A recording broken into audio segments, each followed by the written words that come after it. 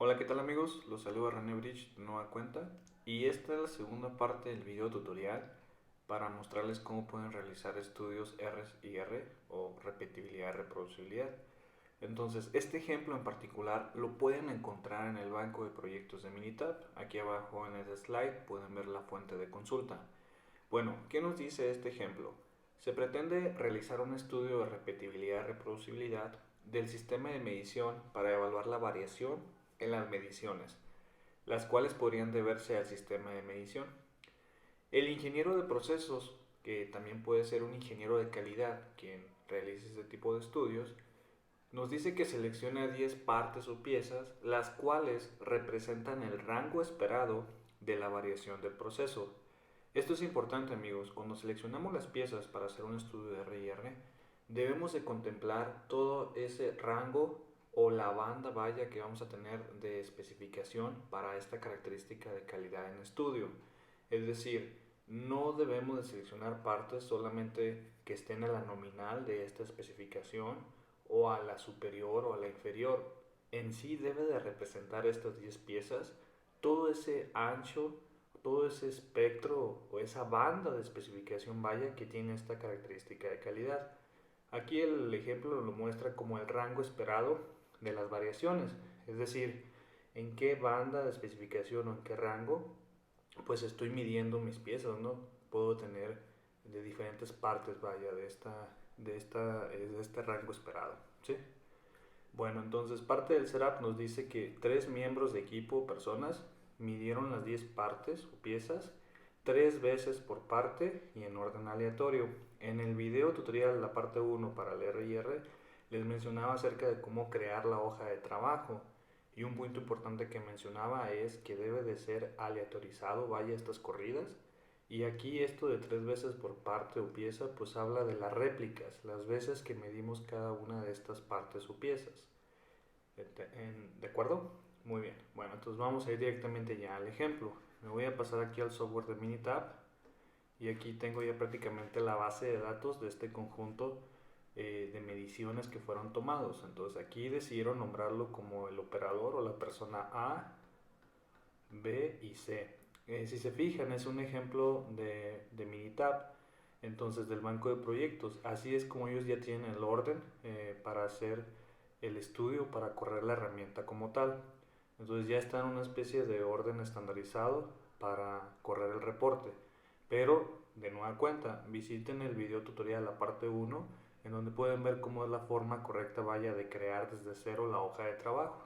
En fin, aquí voy a partir ya de una hoja de trabajo dada por Minitab, ¿de acuerdo? Bueno, entonces lo que vamos a hacer es lo siguiente. Vamos a dar clic en estadística, seleccionamos herramientas de calidad, Gauge Study y pues ya tenemos aquí nuestra hoja de trabajo con la cual vamos ya a proceder a analizar esas mediciones que ya obtuvimos. Entonces este va a ser un tipo de Gauge R&R Study o estudio de repetibilidad y reproducibilidad del equipo de medición cruzado. ¿Por qué es cruzado? Porque voy a tener n número de personas que van a medir n número de piezas en una n cantidad de veces o réplicas. Entonces ese es el tipo de gauge que vamos a utilizar. Este de aquí, el anidado, este nos hace referencia a cuando son estudios de medición en los cuales estas piezas o partes son destructivas, es decir, que no podemos medirlas más de una vez, entonces hay otro tipo de método para ello. Y hay un tercer tipo de método que es el expandido y aquí pues ya contempla otras variables, incluso adicionales, ¿no?, a las personas o a las piezas o partes. Pero bueno, para no entrar en mucha complejidad, este tutorial está enfocado en el tipo de estudio R&R cruzado, ¿de acuerdo? Entonces vamos a dar clic aquí. Y pues la interfaz es muy simple, o sea, realmente ya tenemos aquí identificado la columna uno, pues son nuestras partes o piezas, la columna 2 son las personas u operadores y la columna 3 son las mediciones. Entonces vamos a hacer meramente el llamado. El número de partes pues está en la columna uno, luego los operadores están en la columna 2 o las personas, measurement data pues son las mediciones. Y aquí el método de análisis, esto también es bien importante.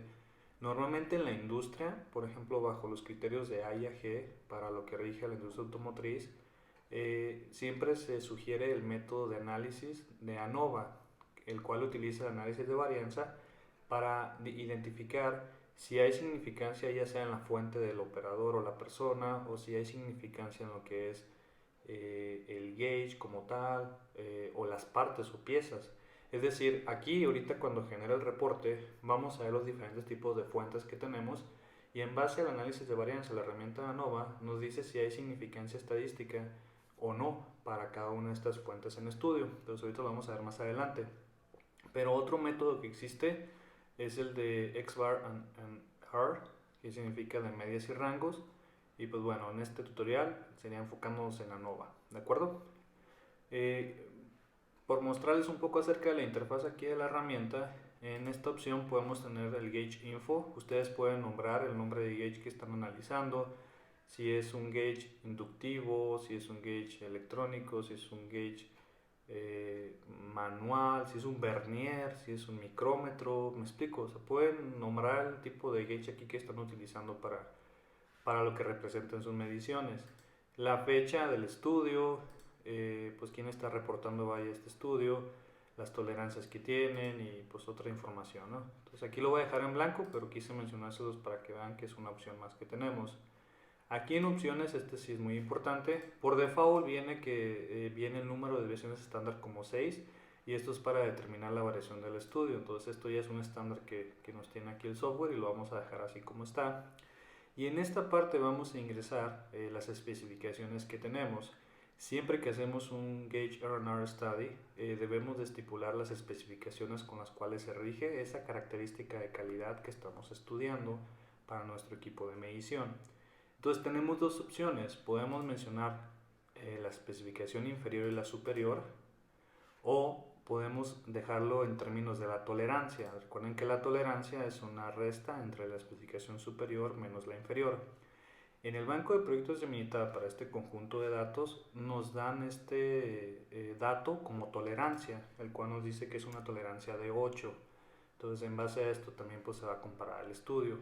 Pero la vida real, vaya, ustedes pudieron haber definido aquí cuál era su especificación inferior y cuál era la superior para la característica de calidad que estamos midiendo, o pues también dejarlo como tolerancia. Bueno, este es un dato que ya nos proporciona aquí el banco de proyectos, lo vamos a dejar en 8.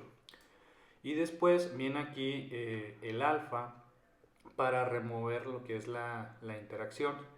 El utilizar el método de ANOVA es porque nos va a comparar, por ejemplo, las partes o piezas con lo que son operadores o personas, y la interacción que existe entre estas dos fuentes, es decir, la interacción que existe entre la persona y las piezas o partes.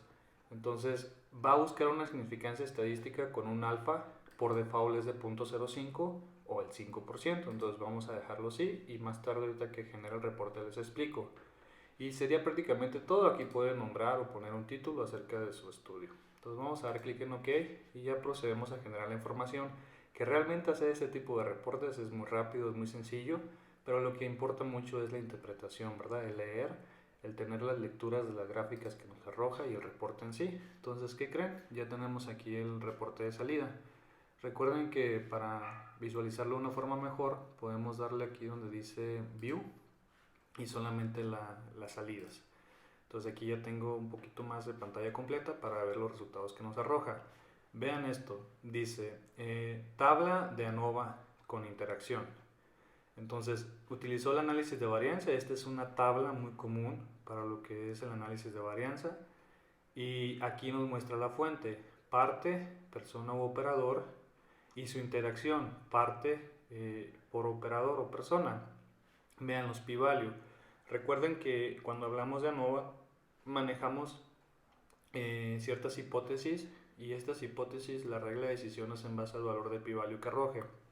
Entonces, aquí la hipótesis que se maneja para este estudio de R&R es, la nula es que no es significativo, en este caso la fuente de parte, por lo tanto la alternativa es que pues sí es significativo, ¿verdad? Entonces la regla de decisión es, si el p-value es mayor a alfa, no rechazamos la hipótesis nula, pero si el p-value es menor al alfa de 0.05, se rechaza la hipótesis nula. Entonces si rechazamos la hipótesis nula de que no es significativo, Cuando aquí tengamos valores de p-value menor a 0.05 es que sí es significativo, o sea, sí hay significancia, sí influye, ¿no? Esta fuente prácticamente. Entonces, en base al p-value de estas dos fuentes, de parte y operador o persona, podemos concluir que sí son significativos para lo que es el estudio que estamos realizando, ¿de acuerdo? Porque tiene un valor de p-value menor a 0.05. Pero vean la interacción. La interacción parte por operador o persona arroja un p-value muy alto de 0.974. Este valor es mayor a 0.05, por lo tanto no se rechaza la hipótesis nula y no hay significancia o no es significativo la interacción de estas dos fuentes. Por eso es que vuelve a correr el estudio de manera automática al momento de hacer el reporte y remueve esa interacción. Si se fijan en la segunda tabla de ANOVA, ya no es con la interacción de parte operador o persona, ¿sí?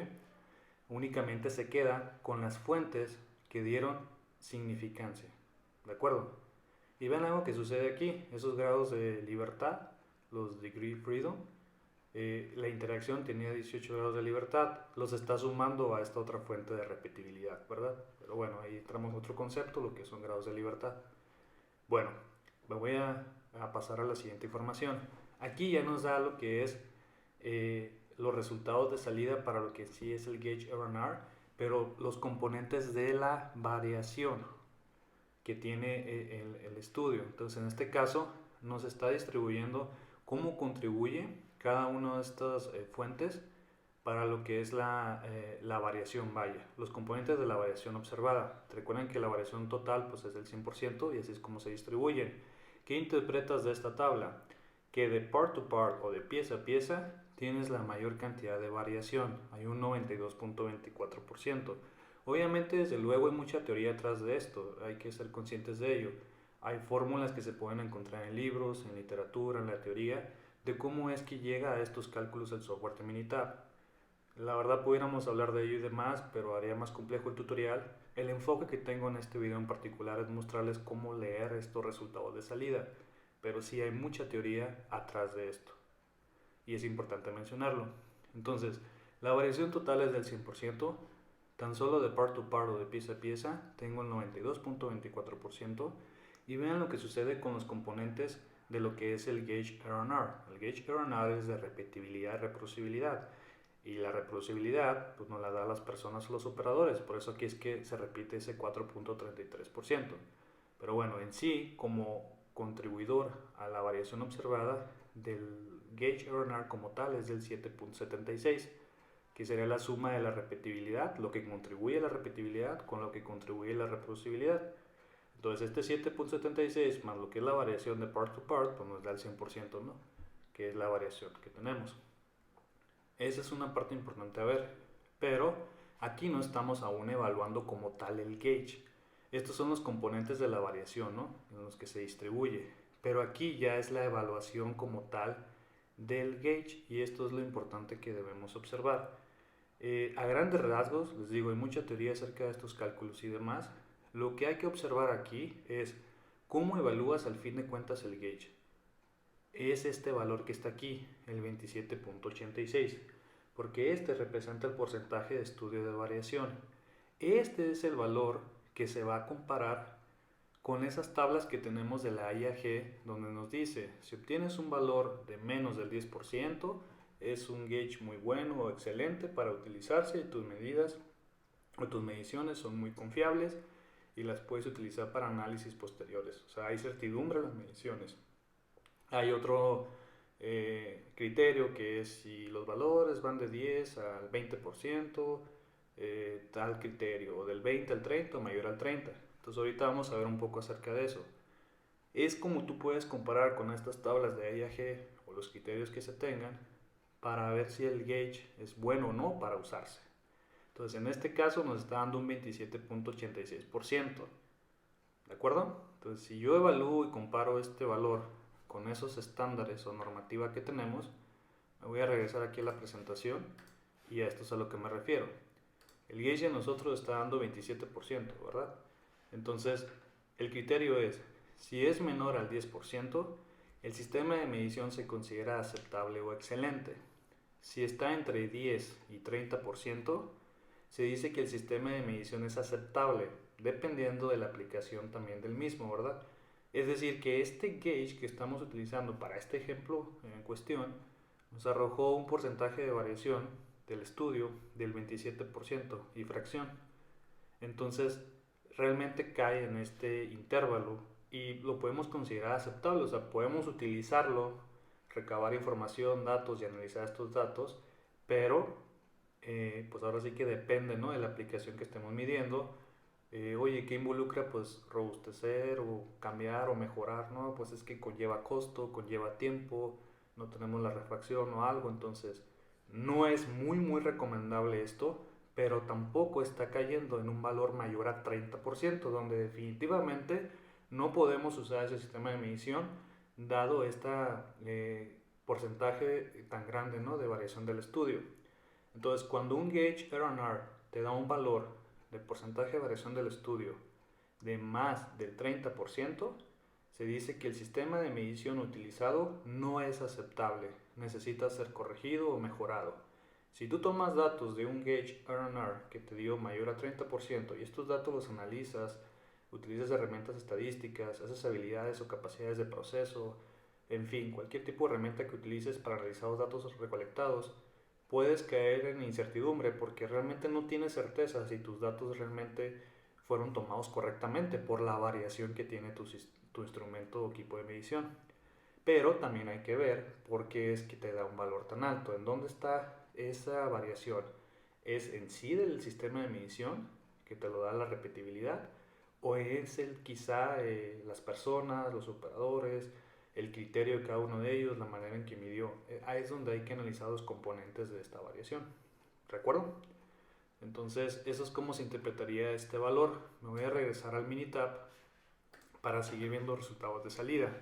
Y es aquí donde se complementa con lo que les estoy comentando. En esta parte, si se fijan, ya nos da la información gráfica de las tablas anteriores. Entonces, realmente nuestro gauge R&R como tal, respecto a lo que es su porcentaje de estudio de variación, que es este valor de aquí, este valor es el que representa el 27.86%. Respecto a la tolerancia, que si ingresamos este dato, pues trae una variación y representa el 22.68%. Ahora, aquí pueden ver cómo se distribuye, ¿no?, o el breakdown, vaya, de lo que es el gauge R&R. Aquí está su repetibilidad y la reproducibilidad. Ahora, algo importante, ¿verdad? Ya lo veníamos observando. De parte a parte o pieza a pieza, pues hay una variación ahí, ¿cómo decirlo? Es una variación que hay que considerar y tomar en cuenta, porque tan solo de las piezas habíamos mencionado que representaban el 92.24% como contribución, que es esta barra azul. Esta roja es el valor que arroja aquí en este porcentaje de estudio de variación, que es 96.04, y luego tenemos respecto a tolerancia, la amarilla es 78.17. Bueno, ¿qué nos dicen las demás gráficas? Estas de acá nos arrojan ya como si fueran gráficos de control, nos da el de rangos y nos da el de medias. Entonces, el de rangos, lo que nos está diciendo aquí es que uno de los operadores o una de estas personas, el B o el operador 2 o persona 2, no fue constante en sus mediciones. De hecho, tuvo diferencia, ¿no?, respecto a aparentemente, ¿no?, se ve como diferente a los demás. Pero aquí solamente viendo lo gráfico, ¿verdad?, vemos que como que no fue muy constante en sus mediciones. Incluso tiene un punto fuera del límite de control superior para lo que es la gráfica de rangos. Entonces aquí algo sucedió. Y vean el comportamiento, ¿no?, entre A y C, por ejemplo, en cuanto a cómo están sus mediciones respecto a rango. Esto rango, es importante decirlo. Aquí tenemos el de medias, la carta de medias, vaya, para lo que fueron las mediciones. Aquí es normal que un estudio de R&R, probablemente salgan fuera de los puntos de control, pero no es alarmante, se puede decir. Dado que estás buscando tener cubrir, vaya, todo el rango para las mediciones, entonces muy probablemente, generalmente se van a salir de control, ¿no?, en la gráfica de medias, pero esto no debería alarmarnos. Realmente la que nos interesa en este reporte en cuanto a los control charts es la relacionada a los rangos. Esta es la que sí no debemos de tener ningún punto fuera de control, porque esta es la que nos está midiendo esa dispersión o variación que estamos teniendo. El rango es una medida de dispersión. Luego aquí viene lo que es la medición por pieza o por parte. Son las 10 piezas o partes y sus respectivas mediciones. Aquí se fijan, no toma en cuenta quién las midió. Eso lo va a hacer la gráfica del boxplot de abajo. Aquí meramente es las mediciones para cada una de las piezas y estos puntos aquí centrales es el promedio que se obtuvo en cada una de estas piezas. Recuerdan que los componentes de la variación decía que de pieza a pieza teníamos ahí una cantidad considerable, pues ya lo están viendo por qué. Hay mucha variación entre las mismas piezas, es decir, no importa quién las mida, pero se ve que existe una variación ahí considerable, ¿verdad? Y lo ven aquí, por ejemplo, la pieza número 9 tiene un promedio aparentemente mayor, ¿no? Respecto a las otras, por decir el comportamiento.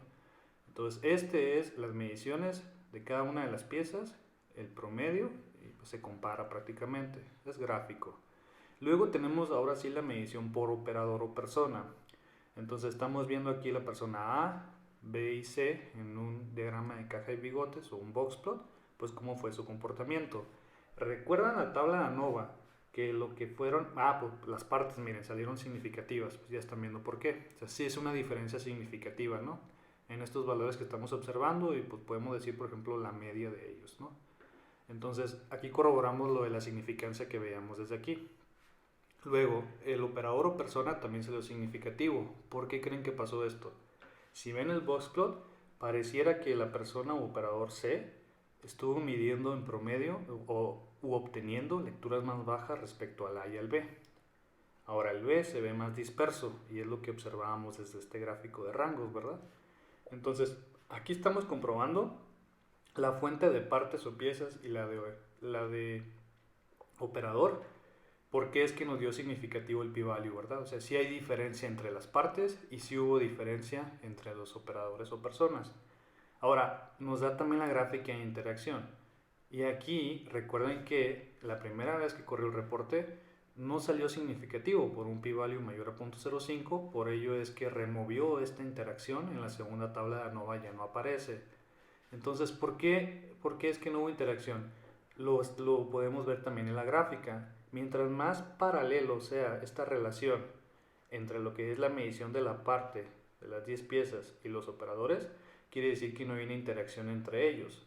Cuando aquí vean que esto no es de este comportamiento así muy uniforme o paralelo, es porque sí hay una interacción entre estos dos, pues vamos a decirlo así, fuentes de variación, lo que son los operadores y las piezas. Entonces aquí en este ejemplo es un ejemplo muy bueno de cuando no hay interacción, cómo se ve muy uniforme, ¿no? Las mediciones y demás entre ellos. ¿De acuerdo?